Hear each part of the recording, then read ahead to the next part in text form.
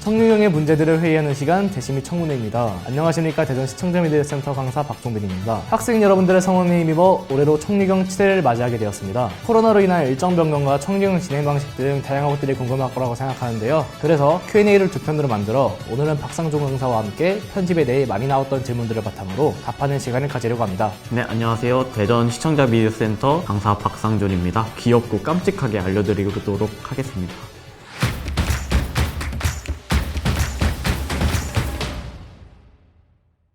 네, 그럼 바로 본론으로 들어가 보겠습니다. 네, 첫 번째 질문입니다. USB로 작업하다가 파일이 사라졌다는 질문인데 상준 오빠께서 친절하게 알려주시길 부탁드리겠습니다. 일단 여러분들이 USB에다 작업을 하시는 걸 절대 추천드리지 않습니다. 여러분이 생각하기에는 그 USB 이만한 조그만하잖아요. 조그만한 게 안전할까요? 아니면 큰 하드디스크가 안전할까요? USB에다 작업을 하시다가 날아가시면 저희는 책임질 수 없고 최대한 외장하드나 하드디스크에 저장을 따로 하셔서 편집을 하시는 게 좋을 것 같아요. 귀엽고 깜찍하지가 않은데? 네, 감사합니다. 두 번째 질문으로 넘어가 보겠습니다. 왜냐면은 제가 레디우스 만져본 적도 없고 만약에 여러분들이 편집해서 오류가 났을 때 종빈쌤 도와주세요 하면은 도와줄 수가 없어요. 제가 써본 적이 없어서 라고 말을 하면 안 되겠죠? 지금은 원리 원칙대로 공평성 있게 대회니까 모두가 같은 조건에서 프리미어를 사용하는 것을 추천하겠습니다. 일단 대전 시청자 미디어 센터는 어도비 2018 버전을 쓰고 있고요. 어도비는 그 최신 버전에서 하이 버전을 못 쓰게 했어요. 그게 불만인데 어떤 멋있는 개발자 한 분이 좋은 걸 만들어줬어요. 안녕 친구들, 나는 설명요정 예송쌤이야. 말을 잘 못하는 두 쌤을 도와주러 왔지. 상준쌤이 이야기하는 좋은 거란 뭘 말하는 걸까? 저 아래 더보기 버튼을 누르면 나오는 링크에 접속하면 Premiere Project Downgrader 라는 창이 뜨게 돼. 여기에 문제가 되는 프로젝트 파일을 올려주고 컨버트 버튼을 눌러주면 잠시 뒤 다운로드가 시작돼. 다운받은 프로젝트 파일을 프리미어 프로에서 열면 짜잔! CC 2020에서만 열리던 프로젝트가 CC 2018에서도 열리게 될 거야. 원리는 간단해. 근데 난 설명할 시간이 없으니까 정 궁금하다면 여기 있는 설명을 읽어보라고. 그럼 이만. 템플릿을 무조건 써야 된다는 질문은 네, 무조건 써야 됩니다. 아까도 말했듯이 대회이기 때문에 공평성을 위해서 모두가 똑같은 조건에서 템플릿은 무조건 쓰시기 바랍니다. 다른 코스가 달라붙지 않아요. 프리미어에서요? 프리미어에서 보시면 자석이라는 게 있어요. 자석 단축키가 S거든요. S를 누르시면 딱 붙어요. 그냥 붙이는 거예요. 그냥 붙어요. 드래그 하시면 붙어요. 여러분 프리미어 창을 보시면 여기 보이시죠? 프리미어 창? 안 보이시나? 옆에 아마 내가 모니터가 이쪽이니까 여전히 말을 못하는 쌤들을 위해 돌아왔어.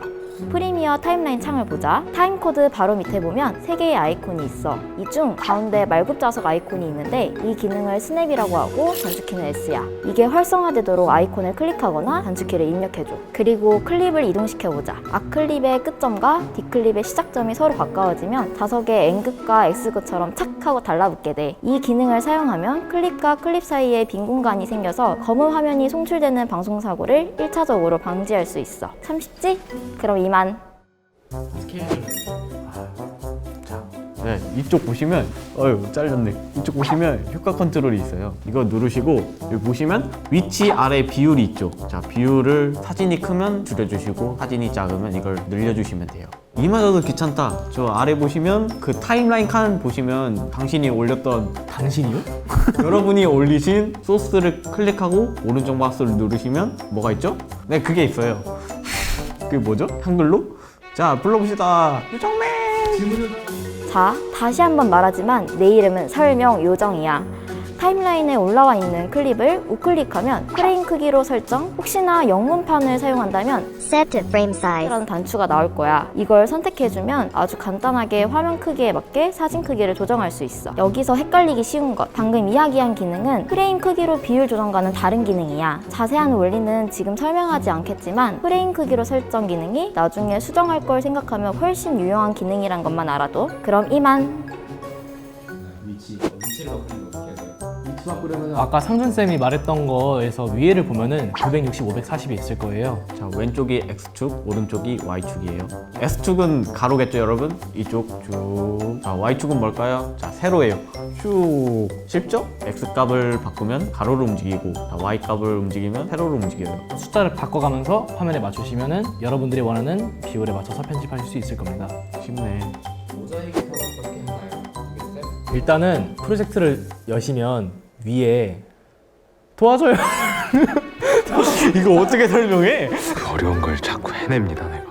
그래, 내가 없으면 안 되는 거구나. 먼저 효과 패널을 열어줘야 해. 우리가 계속 쓰던 효과 컨트롤 패널과는 다른 패널이고 보통은 여기에 있는데 찾을 수 없다면 창 탭에서 효과를 눌러보면 쉽게 찾을 수 있을 거야. 이 효과 패널에서 가우시안 블러를 찾아보자. 위에 검색창을 이용하면 쉽게 찾을 수 있어. 이 가우시안 블러를 클릭해서 모자이크 처리하고 싶은 클립 위로 끌어다 주자. 그리고 아까 위치 조정할 때 열어봤던 효과 컨트롤 패널을 보면 가우시안 블러라는 효과가 추가되어 있을 거야. 여기서 흐림 옆에 파란 숫자를 아까처럼 좌우로 드래그하거나 원하는 값을 직접 입력해주자. 원하는 만큼 영상이 흐려졌니? 지금까지는 영상을 전체적으로 흐리게 만드는 법을 알아봤고 이제부터는 사람의 얼굴처럼 영상의 일부분만을 흐리게 만드는 법이야. 가우시안 블러라는 글자 바로 밑에 있는 펜총 모양의 아이콘을 선택해주면 마우스 커서가 바뀔 거야. 이걸 화면에 갖다 대고 원하는 모양을 만들어주면 돼. 이게 어렵다면 펜총 옆에 있는 동그라미나 네모를 눌러서 화면에 생긴 모양을 움직여주는 것도 방법이야. 혹시나 흐린 부분과 뚜렷한 부분의 경계가 거슬린다면 마스크 패더라는 값을 조정하다 보면 자연스러워질 거야. 그럼 이만. 알려준 게 없죠? 미안해요. 8월 달에 센터 오시면 제가 잘 설명해 드릴게요. 다음 시간에 봬요. 안녕. 안녕. 안녕. 반갑습니다. 오늘은 여러분이 예선 당시에 제출하는 뉴스, 그 안에서도 CG에 집중해서 피드백하는 시간을 가지겠습니다.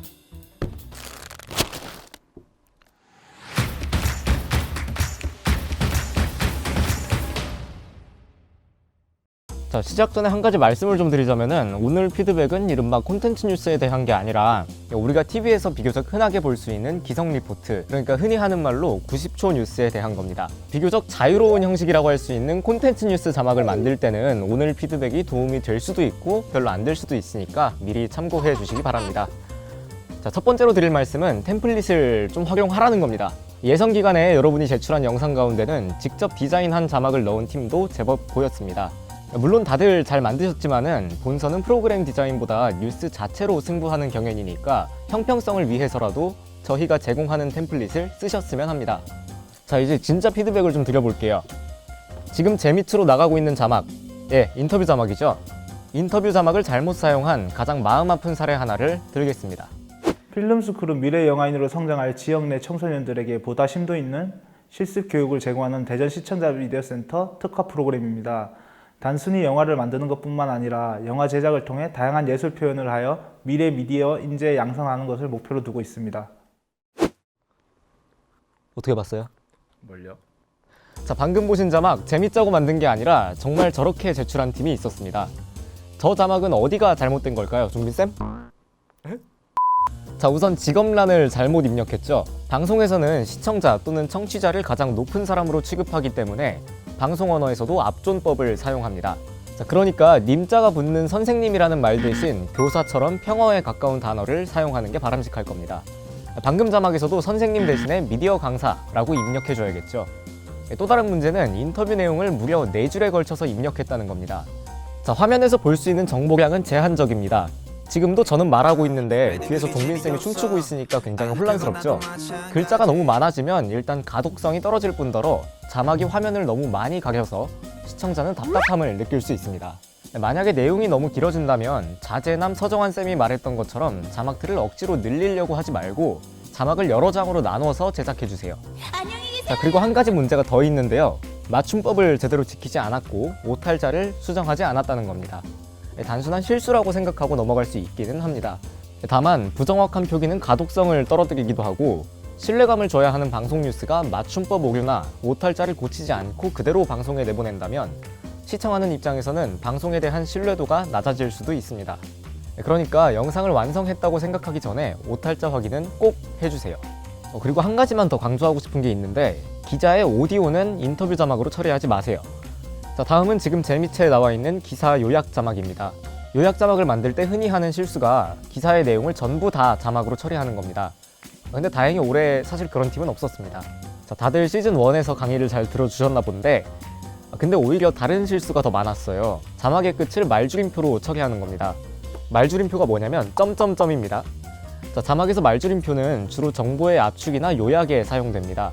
말끝에 말줄임표를 넣는다면 자막이 굉장히 우울해 보이는 효과가 나타날 수도 있고 무엇보다 자막이 할 말을 다 마치지 못한 것처럼 보여서 시청하는 입장에서 불편할 수 있습니다. 자막에서 문장 부호를 적절히 사용하는 법은 시즌 1 4강 방석준 국장님의 강의를 참고하는 걸 추천합니다. 다음은 좌상단 자막입니다. 자, 근데 이거를 설명하기 전에 우리 한 가지 규칙을 좀 정하고 갑시다.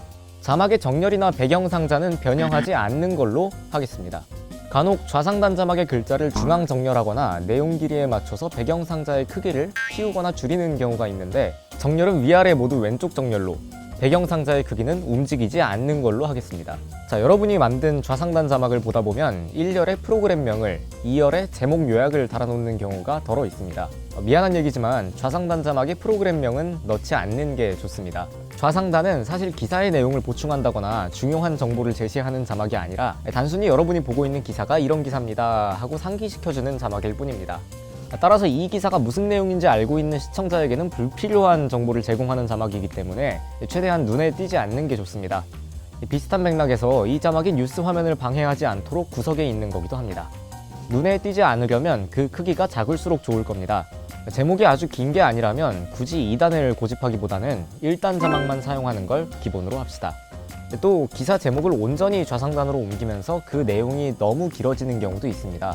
좌상단 자막은 일반적으로 기사 제목보다 그 내용이 짧습니다.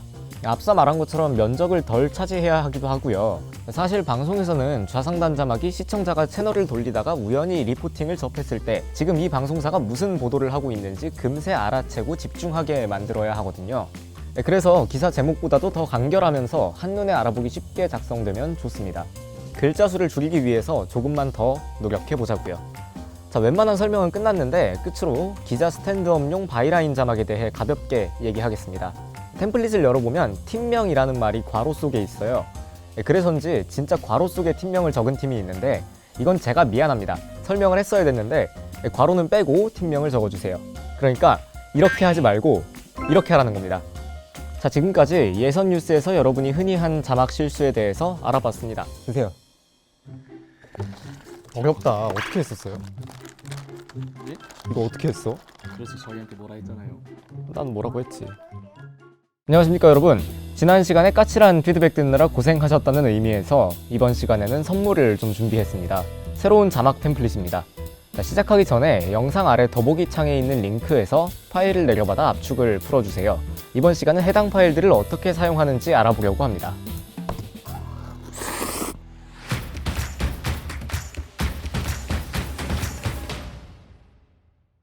자, 압축을 풀었다면 PSD 파일이 하나, AEP 파일이 하나, 그리고 폴더 하나가 있어야 정상입니다. 만약에 아니라면 링크에 다시 접속해서 파일을 다시 받아주세요. 자, 먼저 우리가 잘 아는 포토샵을 켜봅시다. 시즌 1에서 자재남 서정환쌤의 수업을 들었다면 이번에도 쉽게 따라오실 수 있을 겁니다. 자, 앵커 이름.psd 파일을 열어보면 폴더가 2개 있습니다. 각각 앵커가 1명일 때 또는 2명일 때 사용할 수 있는 자막인데요. 자, 제가 이 자막을 왜 드릴까요? 자, 역대 청유경에 참가했던 여러분은 기억하실 겁니다. 뉴스를 생방송으로 진행할 때 부조정실에서는 문발이라고 해서 방송 화면에 실시간으로 자막을 넣습니다. 미리 자막이 삽입된 영상을 재생하는 게 아니고요. 그럼 앵커 이름 자막은 언제 쓰이냐고요? 뉴스 프로그램의 맨 처음 앵커가 시청자들께 인사할 때 시청자 여러분 안녕하십니까? 홍지송입니다. 이런 식으로 쓰입니다. 기자가 스탠드업을 할 때 바이라인 자막이 뜨고 뉴스가 끝나갈 때 카메라 기자와 편집 기자의 이름이 뜨듯 앵커의 이름은 뉴스 프로그램 맨 앞에 띄워주는 겁니다. 만드는 법은 매우 간단합니다. 먼저 앵커가 1명인 경우 왼쪽에는 프로그램명을, 오른쪽에는 앵커 이름을 넣어주면 되겠죠. 2명이라면 가운데 프로그램명을, 양 옆에는 앵커들의 이름을 넣어주면 됩니다. 자, 근데 여기서 프로그램명을 짓느라 고생할 이유는 없습니다. MBC 뉴스데스크, JTBC 뉴스룸처럼 길고 멋있는 이름을 쓰는 종합뉴스 프로그램도 물론 많지만 우리는 많아봤자 두 꼭지를 전하는 짧은 뉴스 프로그램이기 때문에 팀명 더하기 뉴스 정도로만 써도 괜찮습니다. 저장은 아시다시피 파일, 다른 이름으로 저장을 통해서 하시면 되는데 잘 기억이 안 난다면 자제남 서정환 쌤의 수업을 다시 듣고 오는 걸 추천합니다. 자, 지금까지 앵커 이름 자막에 대해 알아봤습니다. 다음은 헤드라인 자막입니다. 지금 제 밑에 나오고 있는 바로 이 자막이죠. 지금부터는 살짝 어려울 수도 있으니까 집중해서 잘 따라오셔야 합니다. 헤드라인 2020.aep 파일을 열어서 애프터 이펙트를 실행해 줍시다. 자, 프로젝트가 열렸다면 가장 먼저 할 일은 팀명 입력 컴포지션을 띄우는 건데요. 화면 왼쪽 아래에 여기에 팀명 입력이라는 레이어가 보일 겁니다. 이걸 더블 클릭한 뒤 팀명을 입력해 줍시다. 그리고 나서는 뉴스 제목 입력 1이라는 컴포지션을 먼저 수정해 줍니다. 여기 제목을 입력하세요 레이어를 더블 클릭해서 첫 번째 뉴스 꼭지의 제목을 입력해 주면 됩니다. 뉴스 제목을 작성하는 법은 시즌1 방석준 국장님 강의에 쉽게 설명되어 있습니다. 저는 서정환 강사 반존대 강의 논란에 내가 언제 억울해 라고 입력했어요. 근데 이렇게 되면 글자가 넘쳐서 보이지 않게 될 겁니다. 이럴 땐 어떻게 해야 할까요? 가장 좋은 방법은 제목을 압축하는 거겠죠. 기사의 내용을 왜곡하지 않는 선에서 글자 수를 좀 줄여봅시다. 서정환 강사 반존대 강의 논란에 억울해까지 줄였어요. 사실 더 줄일 수 있는 문장이긴 한데 여기까지만 줄일게요. 이렇게 나름 최선을 다해서 제목을 줄여도 글자 수가 여전히 자막틀을 넘어가는 경우가 있을 겁니다. 이럴 땐 문자의 장평을 조절해 줍시다. 자, 화면 상단에 창, 문자 탭을 열면 대충 이렇게 생긴 게 튀어나옵니다. 여기서 글자 아래에 양방향 화살표가 그려진 아이콘, 그 옆에 숫자를 줄이면 글자가 양옆으로 날씬해집니다. 숫자를 조금씩 줄여가면서 적당한 지점을 찾아봅시다. 그리고 뉴스 제목 입력 2 컴포지션도 같은 방법으로 수정해줍니다. 여기에는 두 번째 뉴스 꼭지의 제목을 입력해주면 되겠죠. 자, 일단 에펙으로 자막을 만들긴 했는데 이걸 프리미어로 옮기는 게 문제겠죠. 방법은 두 가지가 있는데요. 더 어려운 방법을 먼저 설명드리겠습니다. 파일, 내보내기, 렌더링 대기열의 추가를 눌러서 예선 때 몇 번 봤던 그 출력창을 불러옵니다. 그런데 이대로 렌더를 하는 게 아니라 이번엔 몇 가지 설정을 건드려야 합니다. 출력 모듈이라는 설정을 건드려 볼게요. 여기서 형식은 퀵타임, 그 밑에 채널은 RGB 더하기 알파로 설정해 줍니다. 여기서 알파란 이미지의 투명한 정도를 이야기합니다. 우리는 배경 없이 자막만 출력되길 바라기 때문에 자막 이외의 부분은 완전히 투명한 데이터가 되도록 출력해야겠죠. 그래서 RGB 더하기 알파로 출력하는 겁니다. 여기까지 설정했다면 확인을 눌러줍시다. 그리고 출력 위치를 설정한 뒤 두 컴포지션을 모두 출력하면 자막 출력이 끝난 겁니다. 그 뒤에 해당 MOV 파일을 프리미어로 불러와서 앵커 멘트 위에 얹어주면 아주 깔끔하고 아름답게 자막만 얹힐 겁니다. 참고로 이렇게 뽑은 MOV 파일은 웬만한 플레이어에서는 안 열리는 게 정상입니다. 당황하지 말고 프리미어로 불러와서 파일을 얹어보면 정상적으로 출력됐는지 확인할 수 있을 겁니다. 그런데 이게 안 되는 여러분도 분명히 계실 거예요. 출력 모듈 형식에 들어갔는데 퀵타임이 없다거나 하는 경우인데요. 여러분이 어도비 CC 버전을 사용한다면 아까 그 헤드라인 2020.aep 파일을 프리미어 프로젝트 패널에 그대로 끌어왔을 때 다이나믹 링크라는 기능이 작동합니다.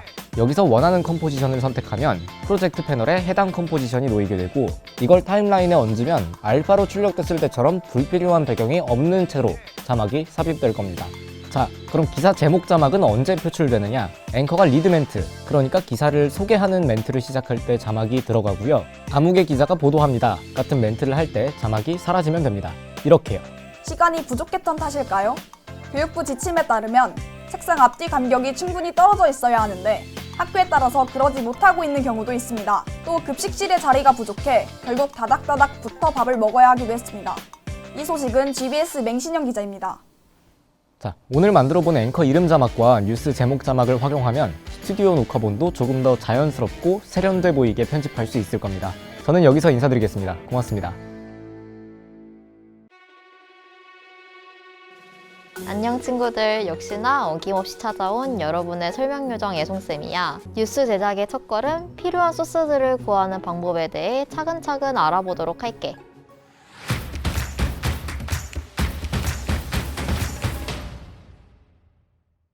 콘텐츠 뉴스에 필요한 소스들을 어떻게 구해야 할까? 친구들이 취재에 나설 수도 있고 직접 만들 수도 있어. 그리고 기존에 존재하던 소스들을 이용할 수도 있지. 만약에 기존에 존재한 다양한 자료들을 이용하면 친구들의 뉴스가 더 풍요로워지겠지? 그런데 여기서 잠깐, 필요한 자료들을 발견할 때마다 그냥 복사 붙여넣기 해서 사용하면 될까? 당연히 안 되겠지? 필요하다고 해서 마음대로 저작물을 취급하는 것 저작권법을 무시하는 행위야. 아주 나쁜 행위인 걸 꼭 기억하자. 이번 시간엔 저작권 문제에 걸리지 않게 필요한 소스들을 구하는 대표적인 방법을 알려줄게. 바로 공유 저작물을 이용하는 방법이야. 공유 저작물은 쉽게 말해 저작자가 아닌 일반인 사용자도 저작권 사용에 대한 부담을 덜고 자유롭게 이용이 가능한 저작물을 의미해. 영상이나 사진, 텍스트로 된 어문 저작물, 음향과 음악을 포함한 음악 저작물, 자막에 사용할 폰트까지 다양한 공유 저작물이 존재하고 있어. 지금부터 이러한 공유 저작물을 아낌없이 제공하는 사이트들을 알아보도록 하자. 대표적으로 픽사베이가 있어. 픽사베이는 영상이나 사진과 같은 영상 저작물들을 주로 제공하는 사이트야. 픽사베이 사이트에 접속해 친구들이 원하는 소스의 대표적인 키워드를 입력해보자.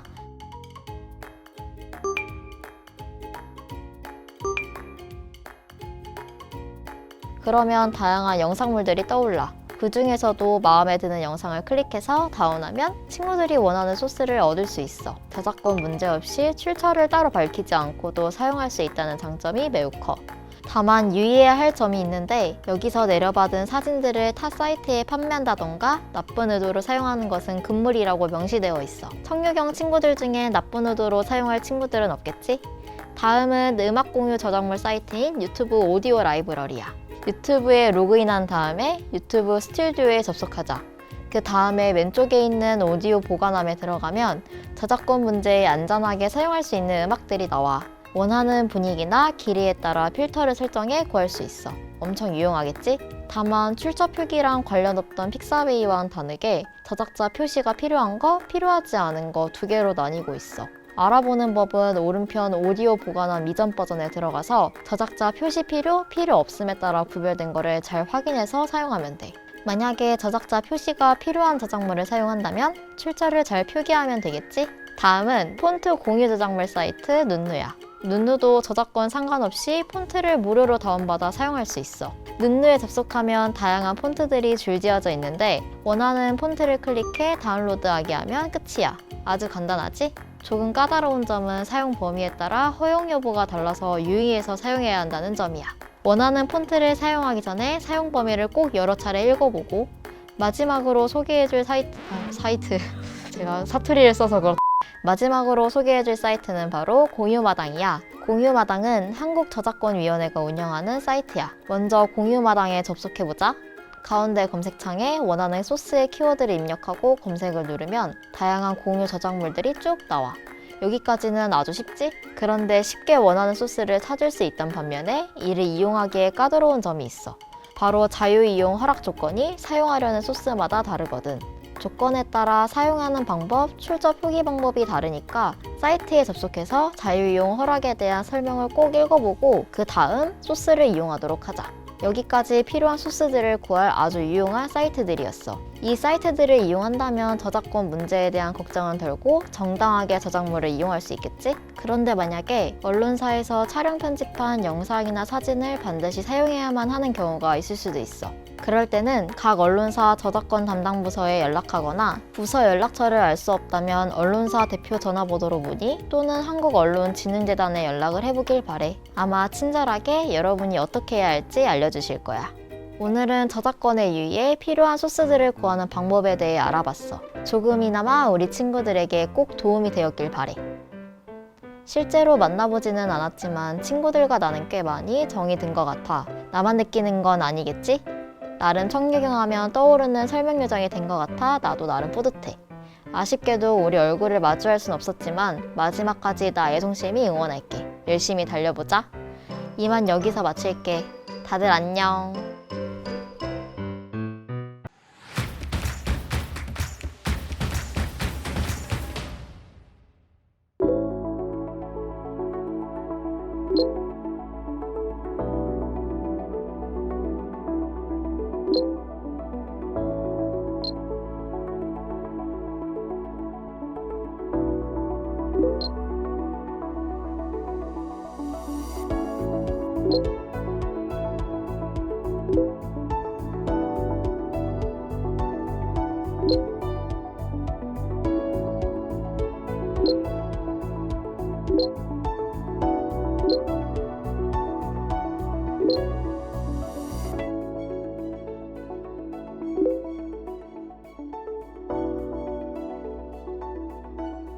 어때요? 참 쉽죠?